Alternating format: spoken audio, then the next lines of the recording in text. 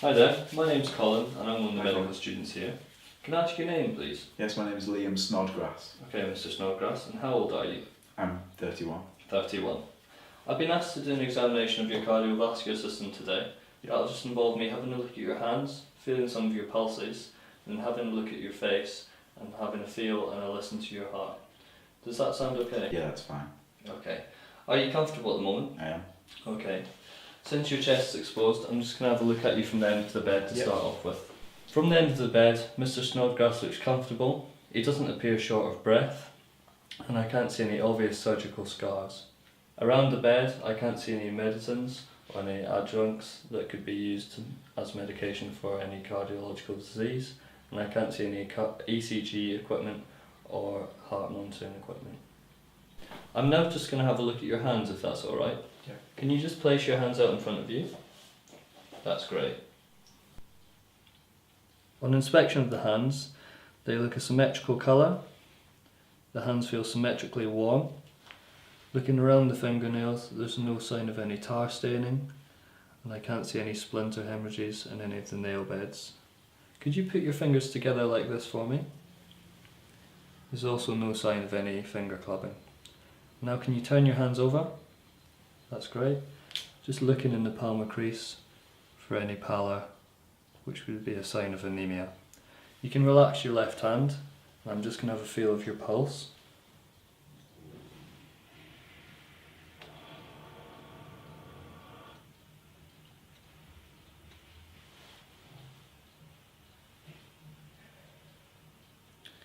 Mr. Snodgrass has a regular pulse of 60 beats per minute. And can I just feel your other pulse at the same time? And there's no sign of any radial delay.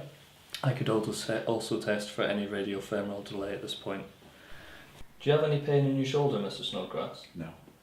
Okay, I'm just going to lift your arm up in the air, testing for a collapsing pulse. And the collapsing pulse is not present. Moving up the arm, ideally now I could test the patient's blood pressure. And coming up to the neck, I'm now going to observe for a JVP. So could you turn your head to the left and look up to the corner of the room for me? And there's no sign of any raised JVP in the neck. Okay. I'm now going to feel the patient's carotid pulse. So could you just turn your head back towards me and then lean your head back gently?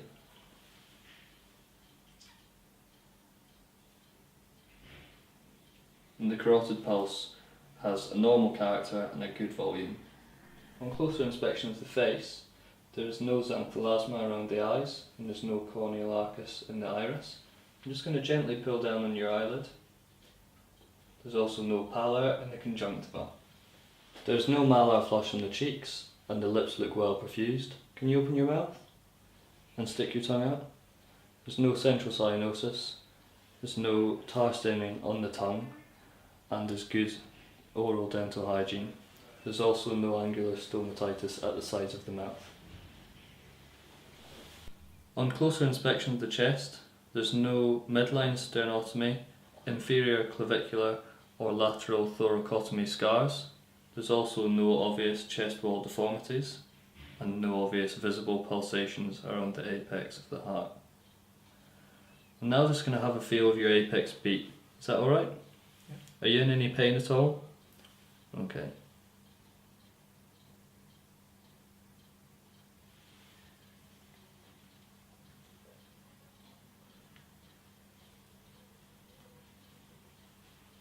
And the apex beat is located in the fifth intercostal space in the midclavicular line, which is normal.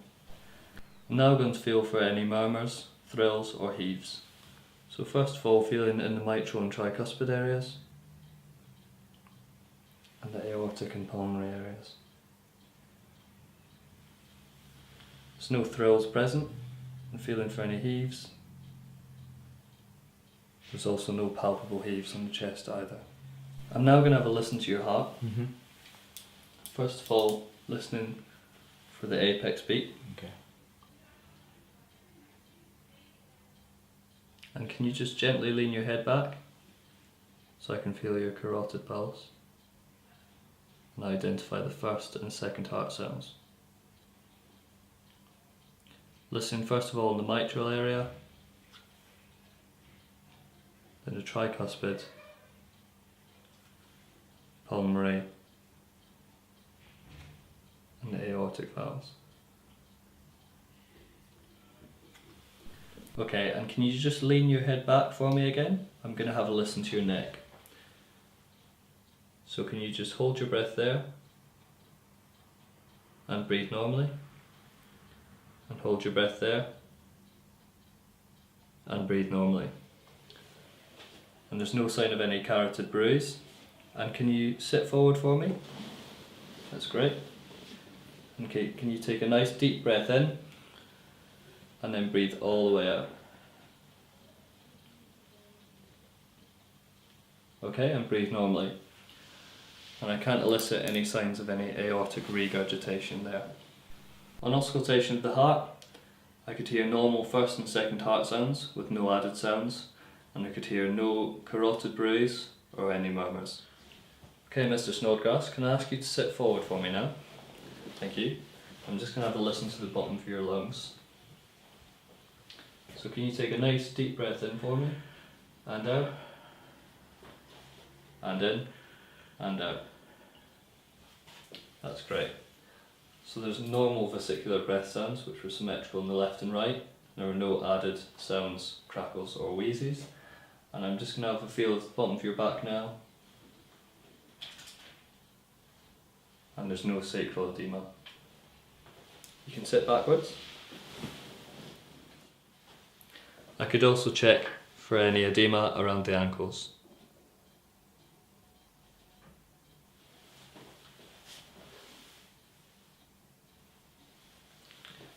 Which isn't present. Okay, so that's me finished my examination, Mr. Snodgrass. Thank you very much. Thank you. Okay, so to summarise, this is Mr. Snodgrass, and on an examination of his cardiovascular system, there were no peripheral signs of any cardiovascular disease.